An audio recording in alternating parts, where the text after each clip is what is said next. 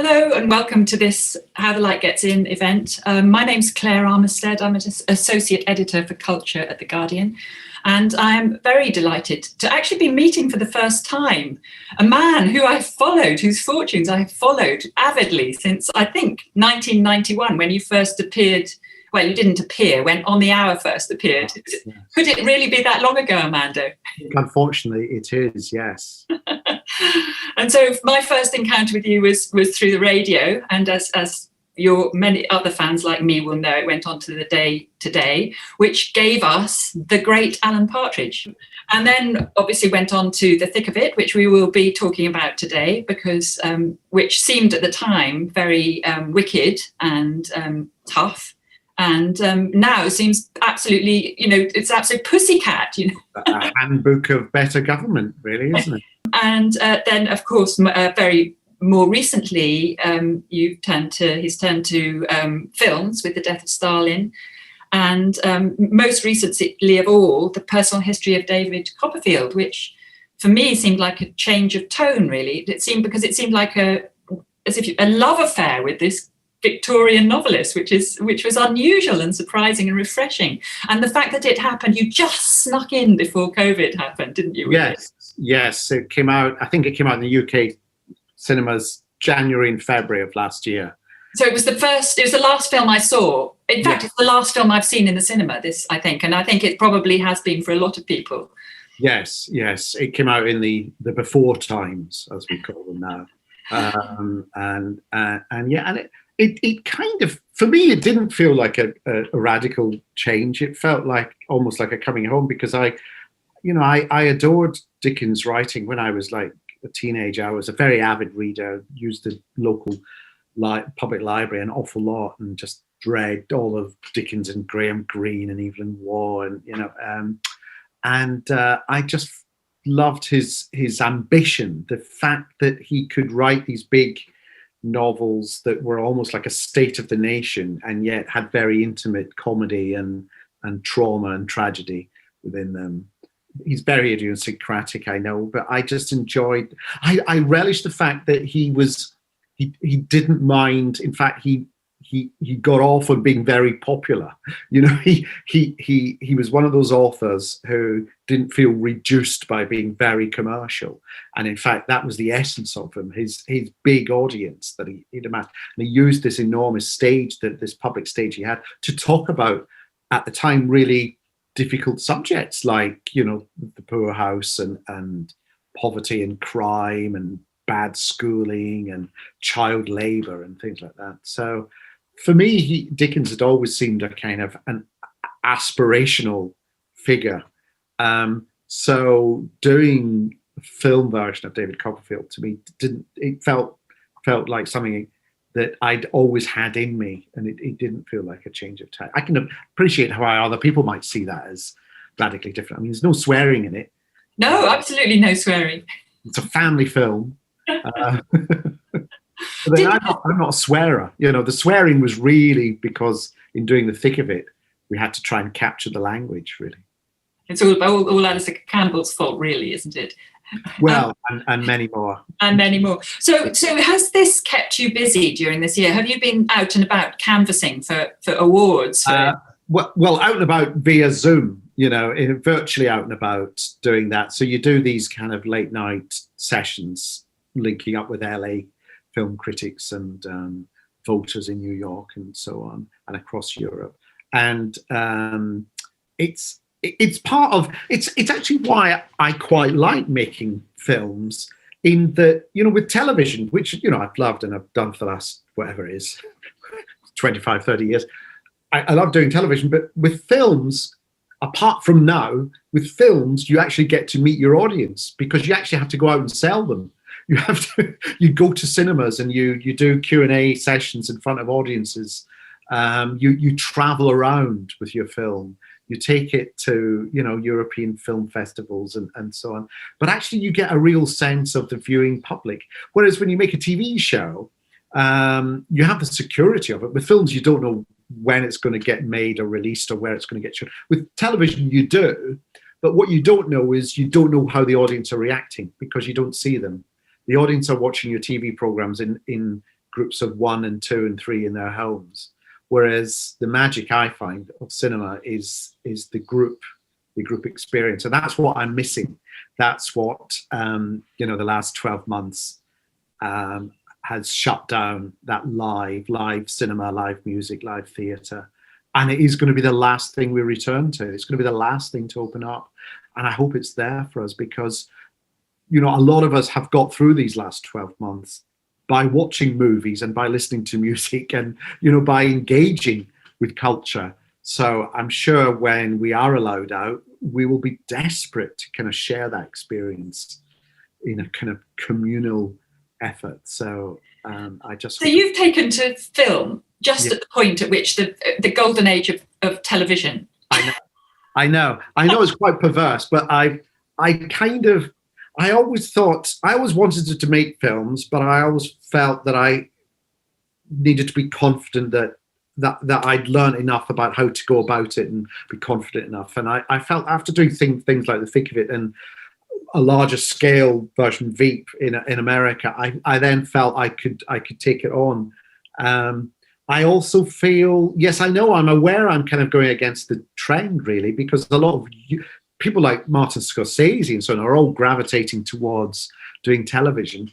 There's something magical about that one-off, like I say, first of all, the communal experience, the watching something in a room with, 200 other people. And also the one-off nature of it, self-contained. And once you watch something on a big screen, you're so absorbed by it, you're taken in by it, if it's working, that, you come out of yourself for like an hour and a half to 2 hours, you see. And I find, with television, it can do that short amount of concentration, but then I get fidgety and, I start seeing beyond the screen. So I like that. I think what is going to happen is that the two are going to merge. We're going to make cinematic television more and more, and we're going to make movies that have a much more raw, a bit like television used to be. Documentaries and verite and slightly more experimental. So I think it's quite a good time to be making films, actually. You have also been doing television because you did Avenue 5. Yes. And you have been working on that in this year. Yes, the second series. So the first series went out last year. The second series, quite a bit of lockdown, we were writing the second series. We started shooting it in November and stopped after 2 weeks because it just became, that's when that new variant hit us. We shoot just outside London. We could tell that one weekend, the number of cases that we were having within our production had suddenly spiked. So I just shut it down. And then we thought we couldn't really return until things got safer. So we're still shut down, but the plan is to open up and start filming again when it's safe to do. So a little bit later in the year. Where did that come from? That's that's a bit of a departure. It's set, for those who don't know, it's set in 40 years' time, and it looks at the world of space tourism. And Avenue 5 is a large kind of cruise liner ship spaceship that takes 6,000 people to Saturn and back in meant to be in 8 weeks, but something goes wrong and they miss the kind of angle that they have to hit a certain moon around Saturn by. They miss it by a few degrees, and it's going to take them 8 years. And there the sci-fi element ends. It's fundamentally an existential comedy. It's about 6,000 people having to kind of come up with their own society and start from scratch and try and work out the rules and who's in charge. How does leadership work? Do we have any kind of hierarchy and so on? So it's really about that. Plus the fact that they're all trapped. So it kind of hit a nerve really, because that went out as we were hitting lockdown. I mean, it's very topical, actually. In a strange way, yes. There was one episode where people started going out the airlock because they were convinced that they weren't in space at all, and it was all a massive conspiracy, and they were on Earth. And if they just went out the airlock, they'd be welcomed back by their families. Then they'd have won the reality show. Except they're not. They're in space. So you see some of them leave the airlock and just freeze and die in space. And despite that, others within it are insisting it's all special effects, and they go out and they freeze and die in space. And despite that, more people are saying, no, that's just more special effect. And and that was happening. That episode went out the same week in America. People were banging on department stores, asking to be opened up and, to be allowed out, that there was no such thing as the virus. It was all a hoax. They didn't want to wear masks and so on. And the two sort of existed side by side. And I just thought, but this is bizarre because we wrote this a year and a half ago, trying to think of the stupidest behavior we could come up with. And it just reminds you that nothing is stranger than reality. Well, it is sort of conspiracy theorist central, isn't it? Yes. If only they could let themselves out of the spacecraft, we'd be all much better off. Yeah.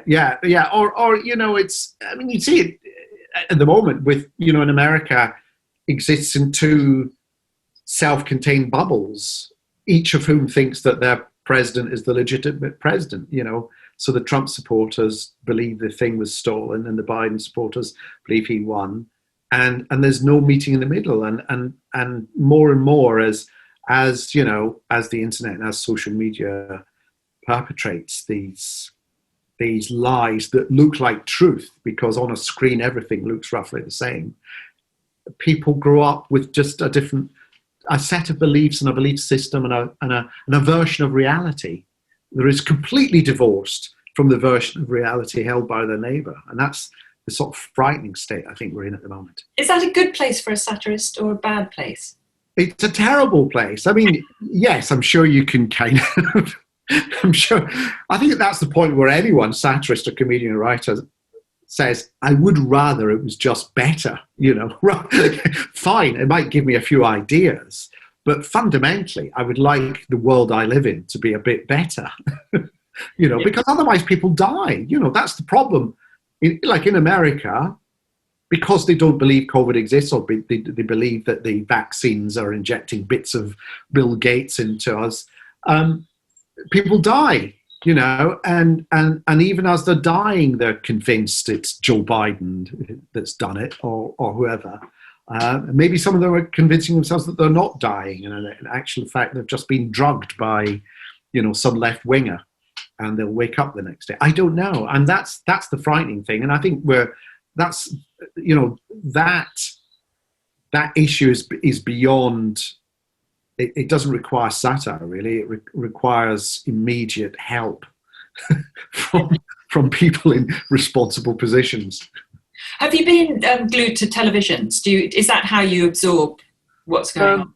I have a very kind of... I think lots of people have experienced this. I've lost all sense of what is current and what isn't. I dip in and out, but we might watch some programs that were made 5 years ago. We might watch a film from 20 years ago. I've lost that sense of what's just been issued this week, what's on this week, what's out this week, what's in the news this week. I've lost that sense. I think we've all become, it's been quite pleasurable actually, not feeling pressurized into being on top of what's currently out, and actually being able to just look at the whole back catalogue of movies and television and documentaries, and actually just choose something that, as a family, you might want to watch, or you might want to watch as something to then chat about afterwards. We've been doing a lot with music, I think, because everything is now available on Spotify or Apple or whatever. You don't get that sense of what's current and what was 3 months ago. It's just all there. So you've done an opera libretto, haven't you? So music. I have. Yes, I have. Yeah, I'm a bit of a classical music kind of fan. Anything after 1820, I'm a bit lost. Oh, but I love classical music. I grew up in a flat in Glasgow with two older brothers, and I shared a room with one of my brothers who was into Deep Purple and Lou Reed and David Bowie. So, fine. But as a sort of reaction against that, I just played classical music very loudly.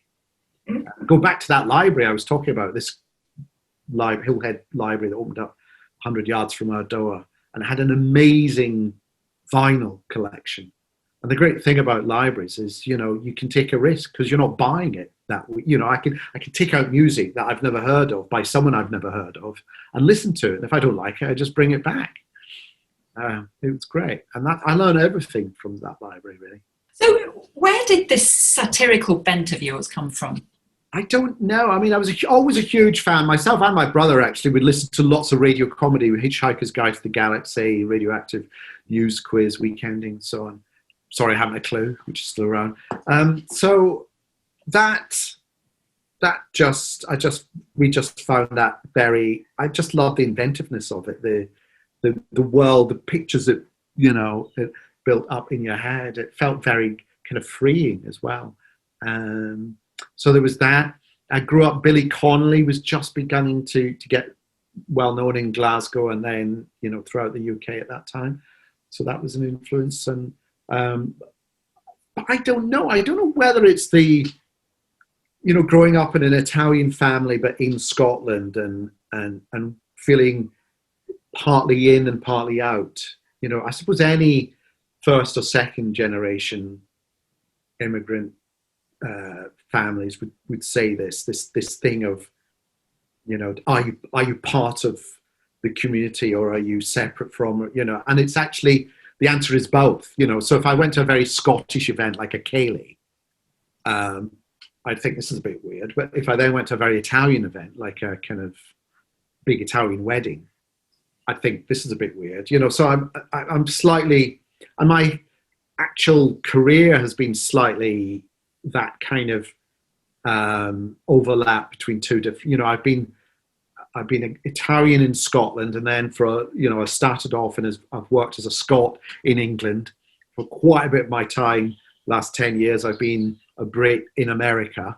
So it's always that slightly watching something. Maybe it's giving you that ability to stand back a bit, and then you can sort of see how overall something like just looks really weird.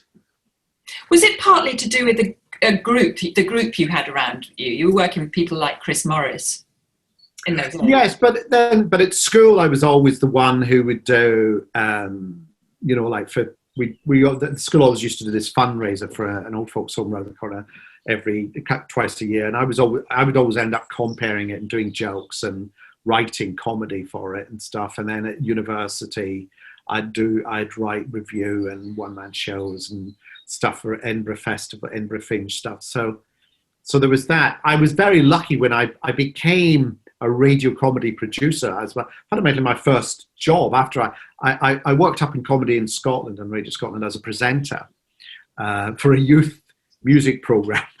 A terrible alignment, given that I know nothing about any music after 1820.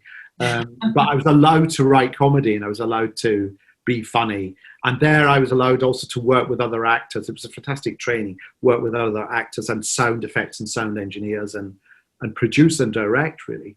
And then I came down to London as a radio comedy, producing radio shows that I grew up listening to. So producing the News Quiz and Weekending and so on. And it was there that I was very lucky. There is that kind of corridor culture where people just drift in and out, working on lots of other shows.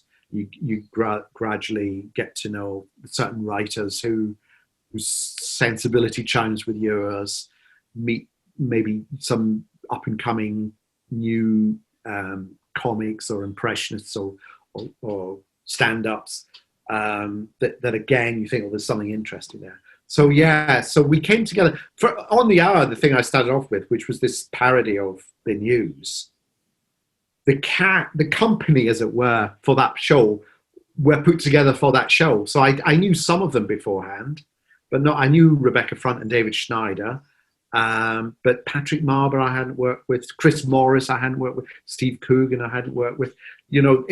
As a producer, I kind of put that team together for that show. And we immediately clicked, as well as the writers, Lee and Herring and Peter Bainham.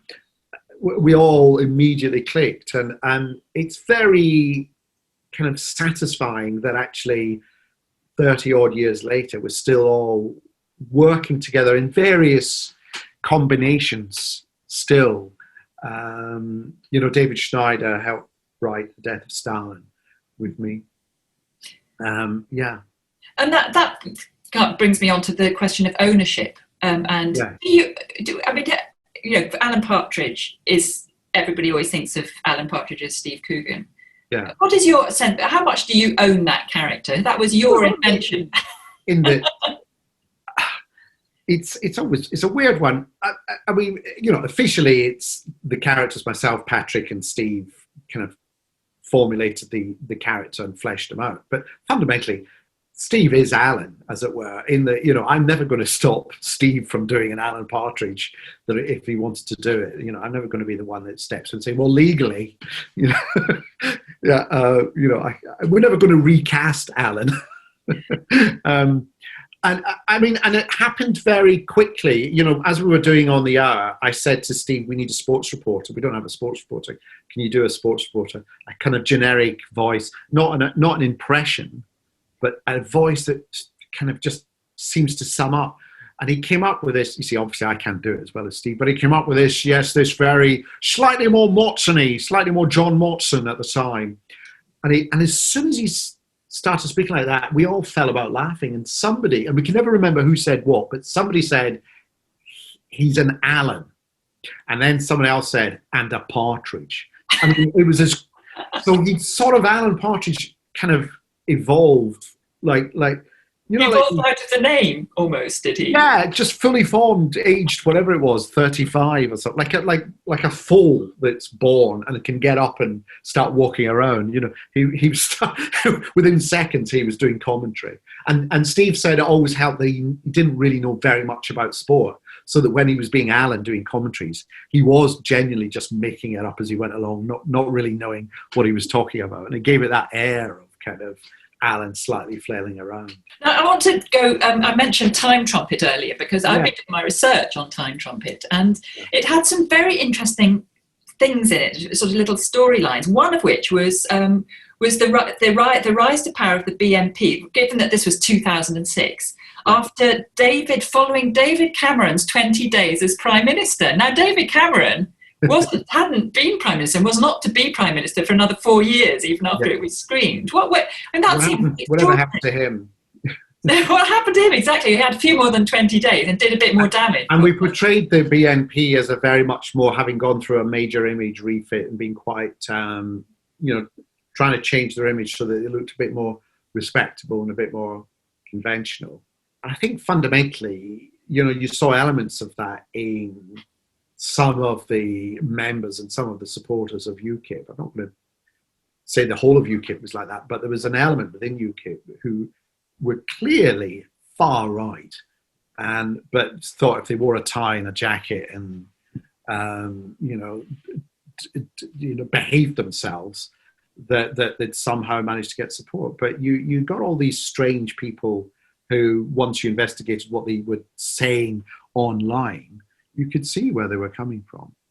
But it seems oddly, sort of weirdly prescient, because David Cameron might not even, in 4 years later, he might not even have been leader of the Tory party anymore. But the thing about these, it's the same with sci-fi. Sci-fi, it declares itself as talking about the future, but it's not really about the future. It's always about the present. All it does is take the present and then twist one thing. And something like Time Trumpet, which was done in 2006, but was meant to be done in a program from 30 years' time, looking back at 2006, as it were, was really, a way of projecting the news. So not necessarily being topical in a kind of detailed, topical, let's make a joke about what's happened that week, but trying to gauge just the state of the nation at that time, and then just giving it a kind of, then ramping it up to 11. Mm-hmm. Do you think, moving on to the thick of it, or back to the thick of it, do you think you could do a Boris era? Actually, we're not allowed to call him Boris now, we have to call him Johnson, don't we? But do you think you could do a Trump-Johnson era thick of it? I think someone could, but it doesn't have to be the thick of it. In terms, thick of it was done as a very naturalistic kind of behind the scenes, but I think it survived on the basis of, you know, it worked on the principle that there were we all agreed there was a certain set of rules by which politics should be conducted. And what we were doing was showing how politicians and their staff slightly bent those rules. Trump said there are no rules, you know, so, you know, you can't show me bending the rules for comic effect because I don't believe in rules. You know, I'm not going to follow any rules. The rules are all broken now. What are you going to do? So I think actually, rather than taking a format from wherever it was 10 years ago and trying to do, you know, the response to Trump or the response to Johnson or the response to anyone really is try and think of the best way of examining them. There's a lot of comedy that works for me anyway. Is comedy that has a slightly more journalistic quality to it now, like John Oliver and his team of researchers. A lot of the American late shows are very forensic in their examination of what's been happening, and they do research and they look through the archives and they do a bit of investigating. And it's interesting, I think, maybe because someone like Boris Johnson relies on the fact that he's a kind of entertainer and that he will hold our gaze and our attention by being entertaining. It's really, the comedians have had to be the journalists as a sort of, you know, reaction to that. So is this an area you're thinking in? Is this possibly what you're going to be doing? We're going to see you doing next? I don't know. I never quite know. I mean, there is never a plan. Things just normally, you know, after I finish a project, I normally try and kind of decompress and for a while, and then something pops up, and I never know in advance what that thing is that's going to pop up. But as soon as it pops up, I get excited about it. So, you know, someone sent me the graphic novel of the death of Stalin. It was a French graphic novel. And I never saw myself as someone who does other people's, you know, adapts other people's work. But the moment I started reading it, I thought, this is my film. This is the next film I'm going to make. What was it that appealed to you so much about it? It was, I mean, coincidentally, I had been thinking about doing a fiction about a dictator, a British dictator, and inventing one, just to kind of examine how could this possibly happen. But then, you know, reading the events of Stalin, it was so absurd. The fact that, I mean, it opens with a thing that happened in that there's a concert taking place in Moscow. It's been transmitted live on Radio Moscow. It's a piano concerto, Mozart piano concerto. At the end of it, the engineers at the back of the hall get a call from Stalin saying, I've been listening to it. Can I have a recording, please? I'll send someone round to pick it up. They put the phone down, they turned to each other and said, did we actually tape that? We went, no, we're now live. And they said, oh my God, we're going to be killed. We're going to be killed. Such was the terror that people had of Stalin, that they then ran out and shouted to the audience, stay in, you're not going home, lock the doors. We're going to do this again because we need to do it for Stalin. At which point the conductor fainted because he was just terrified. So they've lost a conductor. So now in the film, they then go out and get another conductor in the middle of the night who comes in his pajamas and dressing gown to conduct. In real life, they actually got through two more conductors because they hauled one in, but he was drunk. So they then had to haul a third one in who did it in his pajamas and dressing gown. And things like that, because they're true and absurd, I just felt that's the story, because the only way we can convey the horror and the terror that Stalin imposed on his country is through that absurdist kind of heightened comedy. Mm. And it goes back to what I was saying earlier about meeting your audience. When I was showing the film, I'd meet people afterwards who grew up under Stalin, and they said, it's true because it's funny. It happened and it was absurd. Sorry. Mm. So, you've had this, you sort of seem to be able to do whatever you want. I can't even imagine the meeting in which you proposed doing the death of Stalin as a feature film. Have you ever had a mistake? Is there something you regret in your career? Oh, there is stuff, but I've made the odd pilot here and there that's never seen the light of day, and thankfully, and there are film scripts that in the end I've never made it. My philosophy has always been just keep going. Don't when you do something that if it's great, if it's been successful, that's great, but don't then try and do the same thing again. Just pretend it never happened, and therefore try and think of try and approach each project as if it's your first one. And therefore, you've got to be as enthusiastic and as energetic about that as you were about the one you did 20 years ago. But I like to try and keep the variety going. But a lot of my career has been based on, whenever I'm doing a project, I always have another one at the back of my mind, because the one I'm currently on could all fall apart. Or if there are too many people saying, no, we don't like this, we don't like that, am I ready to walk away? So I've always got to build in my head a kind of, if I walk away, have I got something to walk away to? So as long as I do that, I seem to get by. Thank you very much, Armando. Fantastic. You're very good company, as I had expected and hoped. Thank you very much. Thank you very much. For more debates, talks and interviews, subscribe today to the Institute of Art and Ideas at IAI TV.